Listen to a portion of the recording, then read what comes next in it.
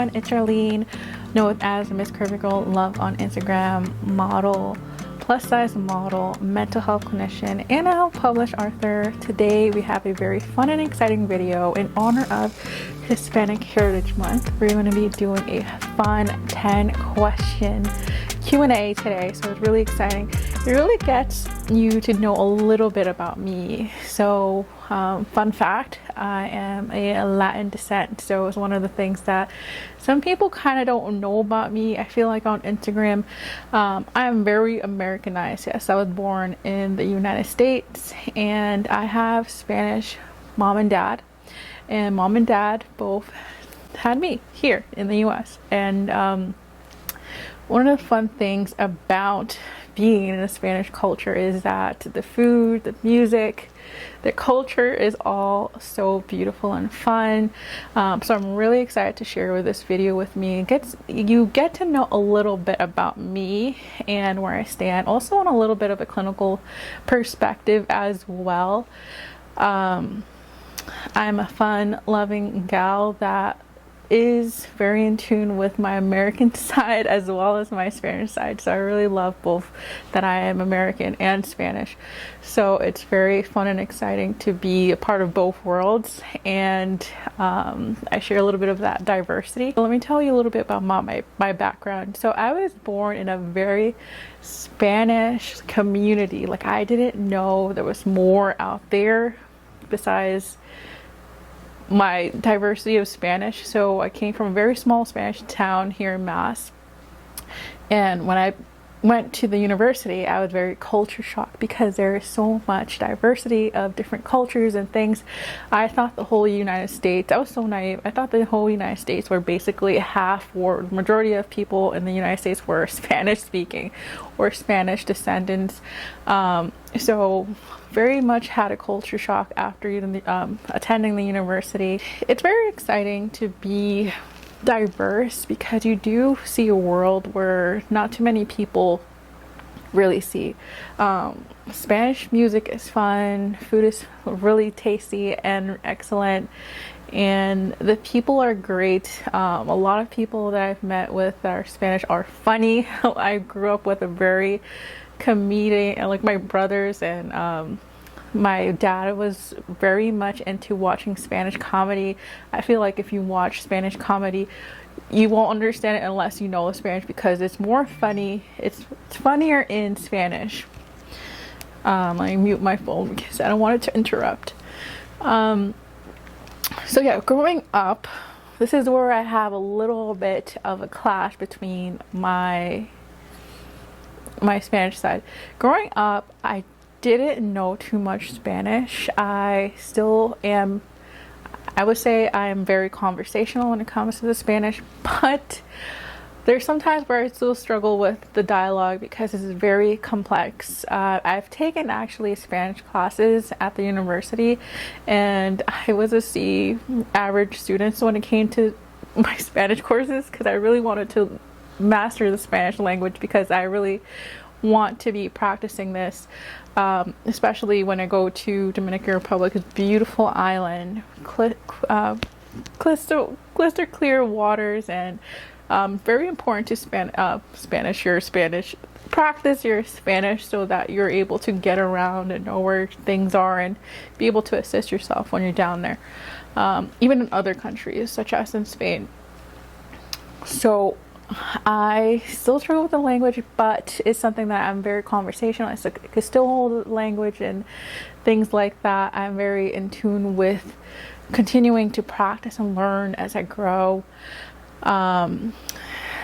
My sister always tells me I am a white girl, always trying to be, pretending, but no, I'm not. It is something that Spanish is just something that there's a very mixed range of people, of skins and hair texture and things like that. Everyone has their own different Spanish background. When I go to Dominican Republic, my aunts always make me feel like an American girl when I really want to just fit in. Sometimes one of the things about being brought up in America being raised by Spanish parents is that you don't feel Spanish enough or you don't feel American enough. There's always that kind of that, you know, that middle where it's like, where do you fit in?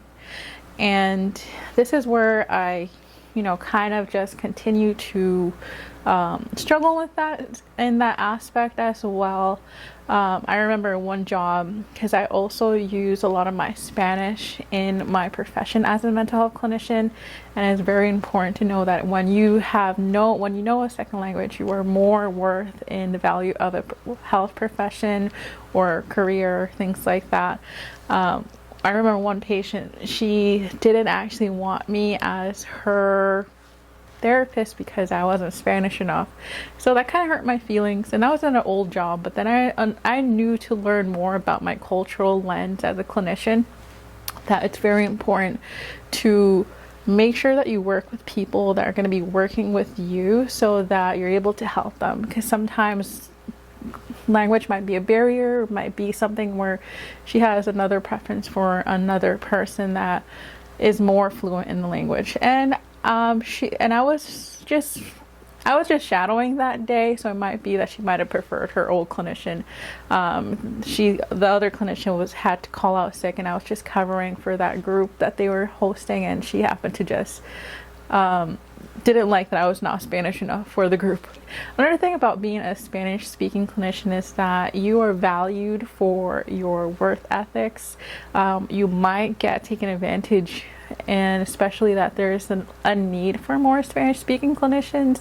It is very beautiful to see that I do work with a lot of Spanish speaking people that need therapy, and it makes me feel whole inside, makes me feel complete when I'm helping individuals who need therapy. And a part of me really feels that closure, especially that when growing up, I talked a lot with my dad in Spanish, and I would talk to him, and that's how I would learn Spanish. With my mom, I would talk to her in English, she'll talk back to me in Spanish.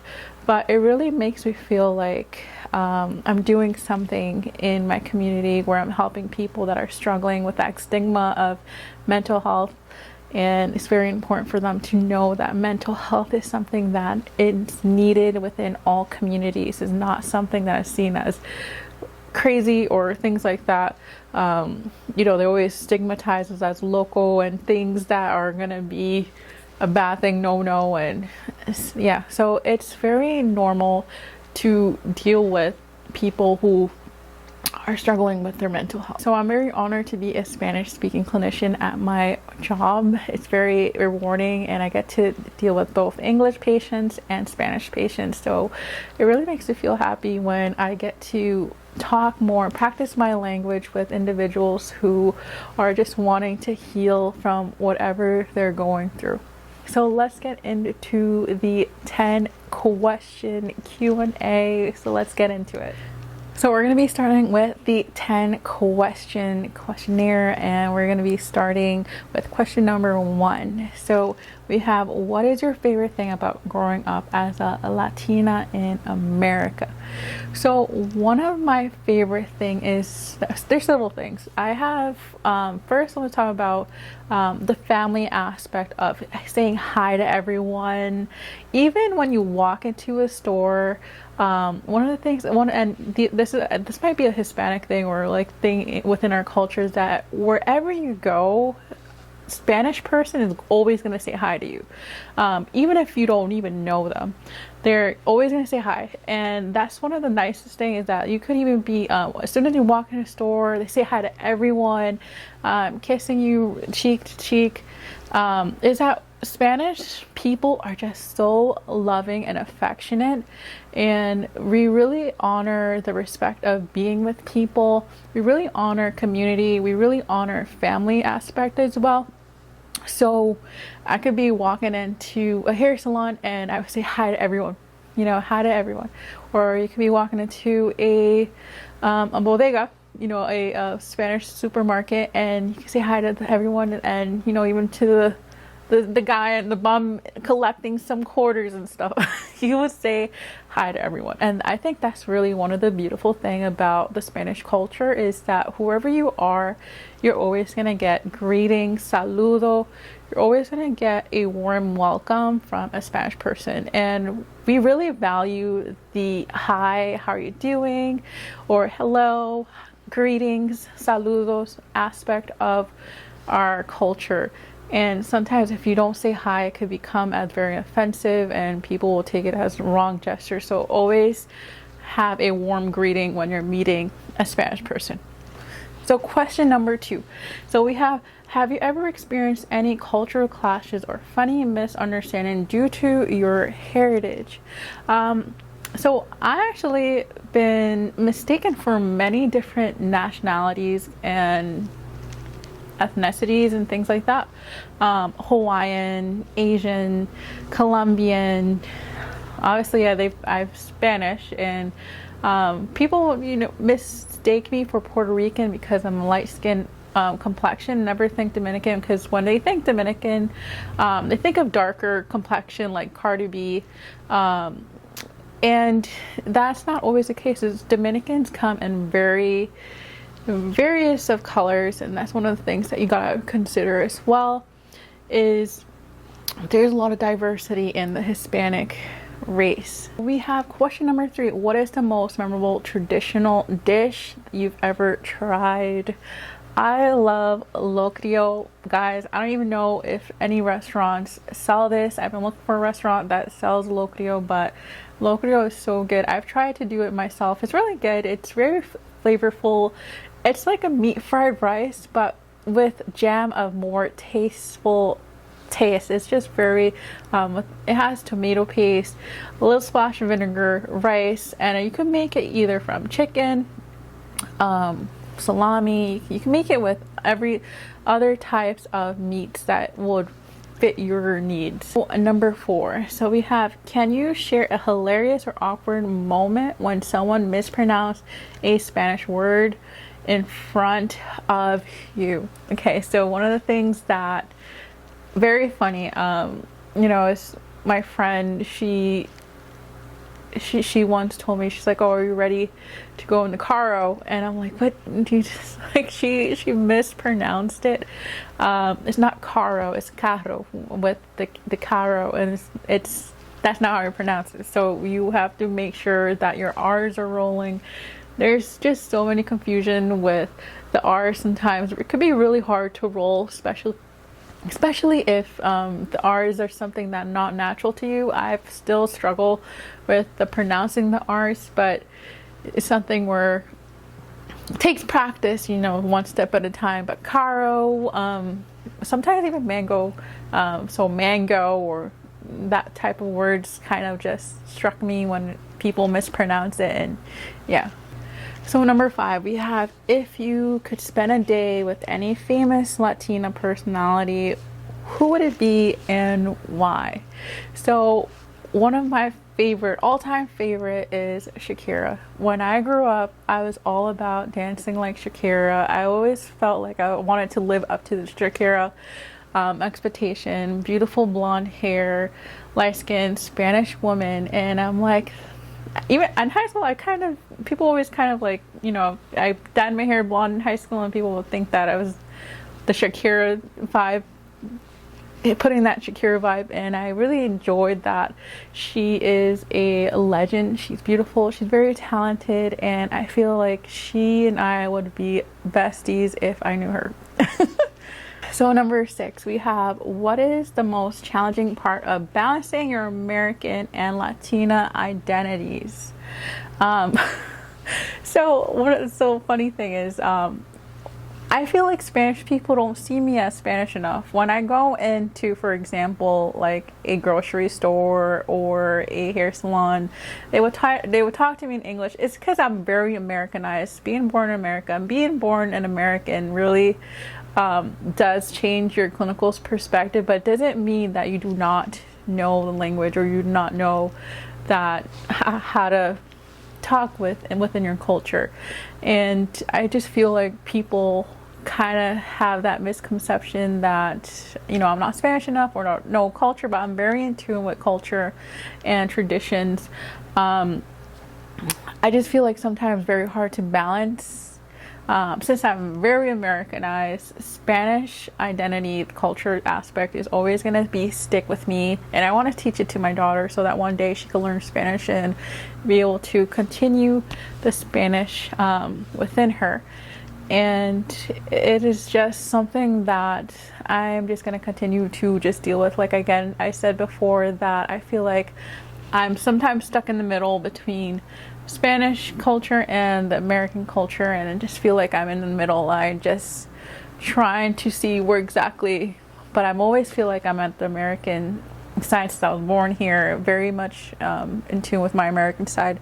My Spanish side would always still be something a part of me because I love it so dearly and I enjoy it. And yeah. Okay, number 7. So it says,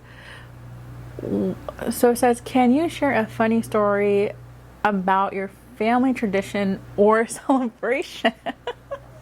Yes, I can. So on New Year's, my family really is in tune with celebrating the new year. We really do go all out with the Spanish tradition. I don't know if you've heard this, but we actually have our suitcases ready to go on New Year's Eve. We walk outside with the suitcase, come back so that we could reel in traveling to our destinations for next year. And we also have 12 grapes that we eat during the countdown, and there's a lot of rituals and certain colors you need to wear on New Year's. So a lot of traditions are within our Spanish culture, and it makes it very fun. We really do believe that these things do bring us good luck when we perform these acts of rituals at New Year's Eve.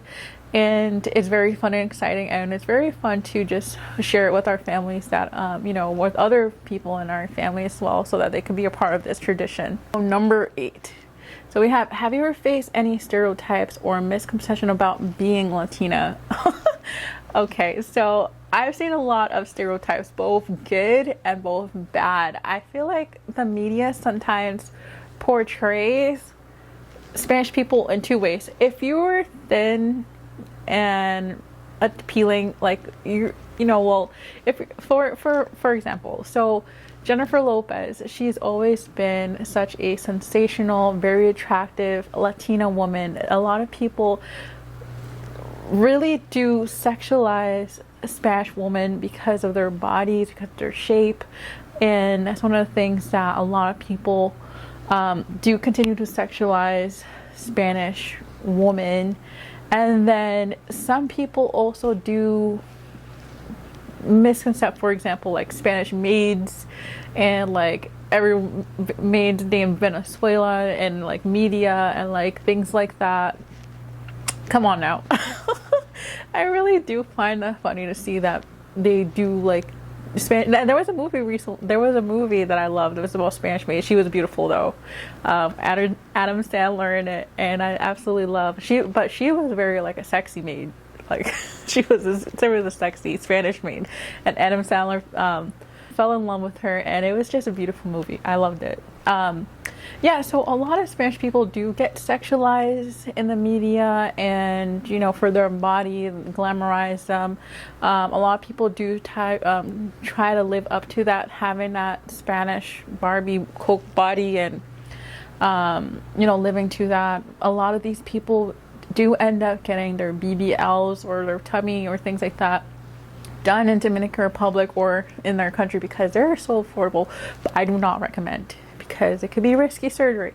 But a lot of people do have that expectation of living up to this. In this Hispanic culture, we really do. In the Hispanic culture, as an early age was actually trained to have a waist trainer on so that I could keep my curves. And this is something that we were doing at 11 years old. So that's one thing that at 11 years old, they're really training us to be a woman and to live up to that feminine curve, that feminine body, that well put curve and everything in place so that you could grow up. And my dad always had the expectation that I would be a model, and here I am. Question number 9. So describe a unique cultural tradition from your Latin background that you love to share with your audience. I feel like I talked about a little bit of like what we do for New Year's Eve and things like that. I'm trying to think if there's any other more traditions. We really do believe in superstition. Me as a Catholic, I don't go too deep into superstition. It's one of the things that I really try to avoid, but it is real. My mom just totally believes all of the superstition things, but I believe strongly in God and that He will do amazing things in our lives if we continue to pray and believe in Him. But superstition is something that it's very fun to do. Like, for example, colors are one thing that we do for New Year's Eve. Like, if you wear yellow, we're supposed to bring a lot of luck and happiness. And if you wear red underwear, it's supposed to attract love for New Year's Eve, for the new coming year, and things like that. So that's really one of the fun things that we get to know, is that we really are very superstition people, that we believe in good luck and bad luck. So it's very important that we honor those type of things. All right, so question number 10. So we have, what advice would you give to a young Latina who is struggling with their identity or facing cultural pressure? So one most important thing is to be yourself. No matter what society tells you, be yourself. There's always something that's gonna tell you you're not, or anything like that, but you're obviously gonna find yourself from within time. You know, you just gotta make sure you're doing something that genuinely feels good to you, because it took me a while to actually find myself and find what was my lingo. Spanish people might not think I'm Spanish enough, but I'm still going to celebrate my Spanish heritage, my Spanishness that I was brought into, and celebrate these cultural things. Even though I don't feel like I'm Spanish enough, it's still within me. And honestly, like, I'm going to miss talking in Spanish with my dad, but luckily I have patients that I talk to in therapy for them and provide them therapy in Spanish. So it's very much in tune that I stick within that. It really makes me feel complete, because I know that my Spanish culture will not go away, because I'm going to be continuing to practice this within my practice. So one of the exciting things about being Spanish is that once you go Spanish, you know you're always going to be Spanish. No matter where you brought up, don't let people discriminate you for not being Spanish enough or not being American enough. You are who you are, and everyone's going to be unique. So remember that you are loved, you are beautiful inside and out, and there's always going to be a community of people just like you. You just got to make sure that you find within yourself these community of people so that you can continue to share your own story. All right, guys, so that was our 10 questions and answers Q&A. So I was really excited about this video. I hope that you guys like this. I hope that you guys learned a little bit about me and also the Spanish culture, and I'm really excited for you to know a little bit more about who I am. And I'll see you guys. Oh, make sure to subscribe if you haven't. Hit that thumbs up button. Let me know if you have any Spanish traditions or any traditions that I didn't mention that you want to talk about down in the comments below, because I will really continue to have more of comments and activities flowing on this page. And we'll see you guys in my next video. Take care.